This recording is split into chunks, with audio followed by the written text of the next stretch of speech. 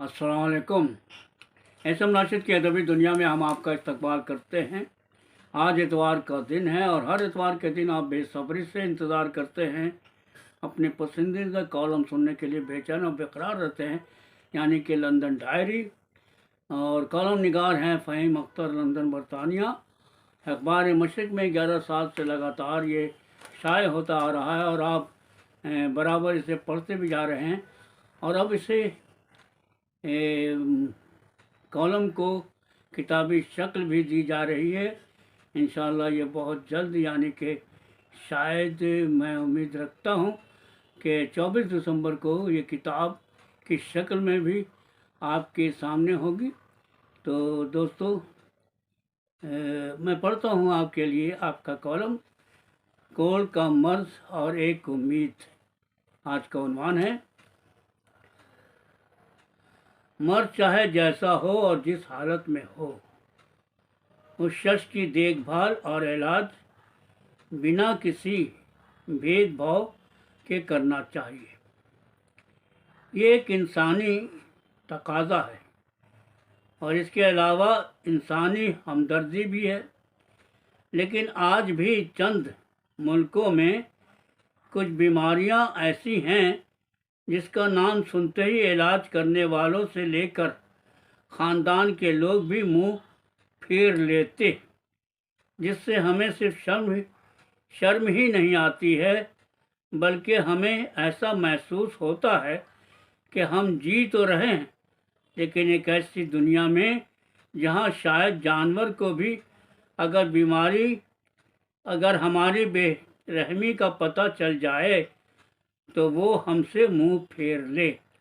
तो आइए आज हम आपको कोल की बीमारी और उससे मुंसलिक बात करते हैं, जिससे दुनिया का सबसे घनी आबादी वाला मुल्क हिंदुस्तान कैसे मुंह फेर कर इस मर्ज से परेशान लोगों को नज़रअंदाज कर रहा है। इसके अलावा हम अपनी अक्कासी भी करेंगे कि कैसे हम इस मर्ज को जानकर उन मासूम मरीज़ों की इयादत तो दूर, उनको अपने ख़ानदान और समाज से अलग थलग कर देते हैं। हिंदुस्तान में कोढ़ के मर्ज को ख़त्म करने के लिए एक नया लिपरेसी वैक्सीन तैयार किया गया। फ़िलहाल हिंदुस्तान में लगभग 66% फीसद नए कोढ़ के मर्ज की जानकारी हर साल हुकूमत को मिल रही। लेकिन खुशी की बात यह है कि हिंदुस्तानी हुकूमत ने कोढ़ मर्ज को सफ़े हस्ती से मिटाने के लिए एक नए प्रोग्राम का आगाज़ किया है, जिससे लोगों को काफ़ी उम्मीदें। मोहम्मद शफ़ीक, जो कि पेशा से उर्दू ज़बान के उस्ताद हैं, उनका कहना है कि जब मैं 16 बरस का था तो एक दिन मैं जब अपने घर वापस आया तो मेरा बिस्तर घर वालों ने रास्ते पर फेंक दिया था। मेरे घर वालों ने मुझे कबूल करने से इनकार कर दिया और मेरे गांव वालों ने भी मुझे धिक्कार दिया था। मोहम्मद शफ़ीक को इस बात से सख्त सदमा पहुंचा था और उन्हें बहालत मजबूरी उसी वक्त अपना घर और गांव छोड़ना पड़ा।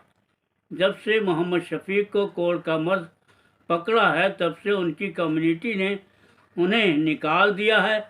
अब मोहम्मद शफ़ीक ताहिरपुर में एक पुख्ता मकान में रहते हैं, जिसे हुकूमत ने कोढ़ के मरीज़ों के रहने के लिए शुमाली दिल्ली में बनाया।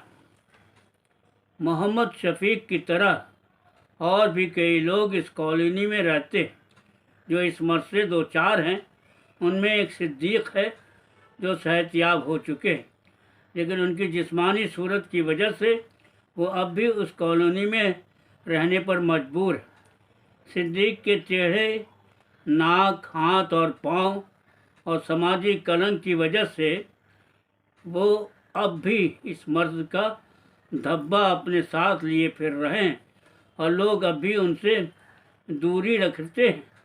कोढ़ के मरीजों के रहने के लिए हिंदुस्तान में 800 से ज़्यादा कॉलोनी हैं, जिसमें अकेले ताहिरपुर में कोई लगभग 5000 कोढ़ से झेल रहे मरीज रहते हैं। 5000 कोढ़ से झेल रहे मरीज रहते हैं। ज़्यादातर कोढ़ के मरीज के रहने की जगह तंग रिहायश, खुले नाले और कोड़े के ढेर के दरमियान होता है, जबकि ताहिरपुर की कॉलोनी पुख्ता कुटिया, पानी की फराहमी और बैतुल खुला की सहूलियात से बाकी कोढ़ के कॉलोनी से बेहतर माना जाता। ताहिरपुर में ज़्यादातर मर्द दिन भर ताश खेलते रहते हैं, साथ ही बच्चे खेलते रहते हैं और औरतें दरवाजे पर खड़ी गप मारती रहती। कुछ लोगों के पांव और हाथ में सफ़ेद बैंडेज लगा होता है, जो इस बात की निशानदही करता है कि इस आदमी को कोढ़ का मर्ज है। इसी तरह एक कहानी सोमू कुमार की है, जो 18 साल का है और वो बिहार से दिल्ली अपने कोढ़ के इलाज के लिए आता है।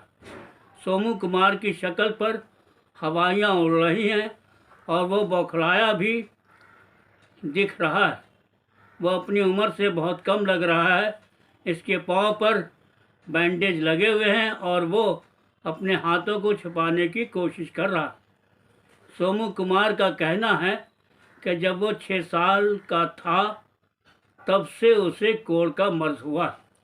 उसने कभी भी डॉक्टरों के मशवरे पर दवाइयाँ लेनी शुरू कर दी है, लेकिन उसका पैर बुरी तरह इस मर्ज से ख़राब हो गया, जो कि कोढ़ के मरीज़ों के लिए एक आम बात है।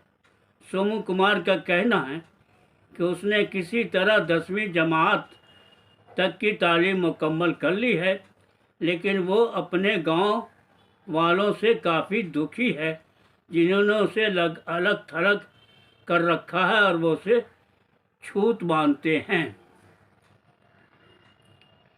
लेकिन आखिरकार बरसों की मायूसी के बाद हुकूमत हिंद ने कोढ़ के मर्ज के ख़ात्मे के लिए दुनिया का पहला लिप्रोसी वैक्सीन, कोढ़ वैक्सीन का इजाद किया, जो कि हिंदुस्तान के 2 सबसे ज़्यादा कोढ़ से मुतासिर सूबे बिहार और गुजरात से शुरू हुआ और अब यह पूरे मुल्क में अमल दरामद। प्रोफेसर गुरशरण प्रसाद तलवार ने 1980 के दहाई में सबसे पहले MIP माइकोबैक्टीरियम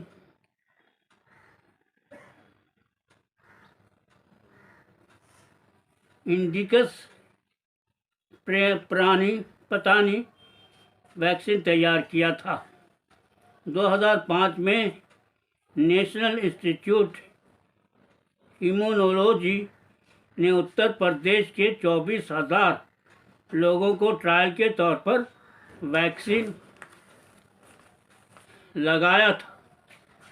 इसका नतीजा काफ़ी उम्मीद अफजा हुआ था, जिसकी वजह से 68.6% लोगों को 4 साल तक और 59% लोगों को 8 साल तक इस मर्ज से महफूज रखा गया था।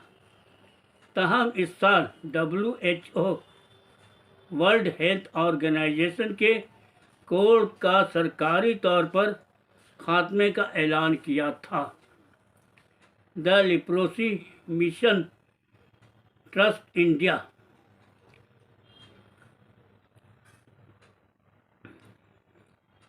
की डॉक्टर मैरी और गेस का कहना है कि WHO के लिप्रोसी ख़ात्मा के ऐलान दरअसल हिंदुस्तान के लिए तबाहकुन से कम नहीं था। उन्होंने इसकी वजाहत करते हुए बताया कि पहले कोढ़ का इलाज एक उमूदी प्रोग्राम था। इसका मतलब ये था कि इसके लिए ख़ास लोग मुकर्रर किए जाते थे और एक ख़ास तरीके से वो मरीज़ों का इलाज करते थे। लेकिन 2005 में से कोढ़ के मर्ज़ के इलाज के लिए उसे जनरल हेल्थ केयर सर्विस में शामिल कर दिया गया है, जिससे अब ऐसे मरीज़ को देखने के लिए हेल्थ वर्कर को उनके पास जाने की ज़रूरत नहीं होती थी, बल्कि कोढ़ के मरीज़ अब खुद क्लिनिक में आते थे। लेकिन ज़्यादातर कोढ़ के मरीज़ अपने मर्ज़ के आखिरी हिस्से में आते थे और उन्हें इलाज में बड़ी मायूसी होती थी। 2005 के बाद कोढ़ के मरीज़ों ने इस बात को महसूस किया कि उन्हें इलाज के लिए क्लिनिक जाना चाहिए। डॉक्टर मेरी वरेक्स का कहना है कि अब लगभग 1,25,000 नए कोढ़ के मरीज़ हर साल क्लिनिक आ रहे हैं और हर साल कोढ़ के मरीज़ों की तादाद भी बढ़ती जा रही है। The leprosy mission trust India कोढ़ के मरीज़ों के लिए कई पेशा वराना कोर्स का इंतज़ाम कर रहे हैं, जिसका मकसद होता है कि सोमू कुमार जैसे लोग इसमें ट्रेनिंग हासिल करके रोज़गार और एतमाद हासिल करने। इस तरह के प्रोजेक्ट का एक और मकसद है कि वो लोगों में कोढ़ के मुतालिक जानकारी को बढ़ाए और लोगों में कोढ़ के मुतालिक गलतफहमी को भी दूर करे। Indian council of medical research के डायरेक्टर सौम्या स्वामीनाथन का कहना है कि MIP वैक्सीन एक कामयाब वैक्सीन बनाई गई है, जिससे उम्मीद की जा रही है कि ये कोढ़ का खात्मा कर देगी। फ़िलहाल घर घर जाकर सर्वे किया जा रहा है और 32 मिलियन से ज़्यादा लोगों का कोढ़ से मुतासिर इलाकों में उनकी स्क्रीनिंग की जाएगी और लोगों को इस नए वैक्सीन की इत्तला भी दी जाएगी। डॉक्टर स्वामीनाथन का ये भी कहना है कि ये वैक्सीन बिल्कुल महफूज है और ये ब्लैडर कैंसर जैसे मर्ज़ के लिए भी काफ़ी मुफीद साबित होगा। लेकिन डॉक्टर उत्पल सेन गुप्ता का कहना है कि वैक्सीनेशन सिर्फ एक मसले का हल है, जबकि इसके लिए ज़रूरी है कि साफ़ सफाई का भी ध्यान रखा जाए। इंसान से इंसान के बीच ट्रांसमिशन होता है, लेकिन माहौल भी इसमें अहम रोल निभाता है। डॉक्टर सेन गुप्ता, जिन्होंने कोढ़ के मरीज़ पर 40 साल से ज़्यादा दिनों तक मुतायला किया है, कहते हैं कि कोढ़ के मर्ज़ में बैक्टीरिया एक अहम वजह है। जमे हुए पानी और भीगे हुए मिट्टी की वजह से माइकोबैक्टीरियम लिपस का जन्म होता है। डॉक्टर गुप्ता का मानना है कि देहातों में लोग एक ही तालाब में नहाते हैं, जिसकी वजह से माइकोबैक्टीरियम लिपस पानी में मुंतकिल हो जाता है और जिससे लोग कोढ़ जैसी बीमारियों में मुब्तला हो जाते हैं। हिंदुस्तान में अंग्रेज़ों के दौरे हुकूमत का कानून 1898 लिपर्स एक्ट अब भी एक ऐसा गलतफहमी वाला कानून है जिसके ज़रिया एक मर्द या औरत कोढ़ की तशख़ीस होने पर एक दूसरे को तलाक दे सकते हैं। The leprosy mission trust India हुकूमत के साथ इस कानून को ख़त्म करने के लिए सलाह और मशवरा कर रही है। आज का कॉलम कोढ़ के मरीज़ों की एक ऐसी अधूरी कहानी है जिसे शायद हम और आप न समझ पाएंगे। कोढ़ होना एक मर्ज है, लेकिन कोढ़ का मरीज़ होना ख़ानदान और समाज में एक हद तक है जिससे हम और आप इनकार नहीं कर सकते हैं। शफीक, सिद्दीक और सुकुमार जैसे लोग शायद अपनी किस्मत को इसलिए कोसते होंगे कि उन्हें ये मर्ज है, लेकिन अब हमें सोचना चाहिए कि हमारा समाज जो कोढ़ के मरीज़ों को एक कलंक मानता है, उसे कैसे दुरुस्त किया जाए और हम कैसे अपनी सोच को बदलें। इन तमाम बातों के बावजूद कोढ़ के ख़ात्मे के लिए जो नए लिप्रेसी वैक्सीन का इस्तेमाल शुरू होने वाला है, उससे उम्मीद की जा रही है कि आने वाले दिनों में कोढ़ के मर्ज का खात्मा हो जाएगा और फिर कोई कोढ़ की मर्ज से ख़ानदान और समाज में कलंक न बनेगा।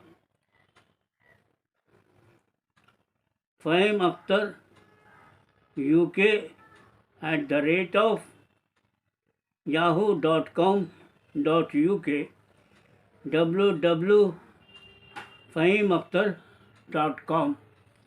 तो दोस्तों, अभी आप ऐसे नाशिद किया तभी दुनिया में अखबार मशरिक़ में शाये होने वाला 11 साल पुराना कॉलम लंदन डायरी जो आज तक जारी और सारी है।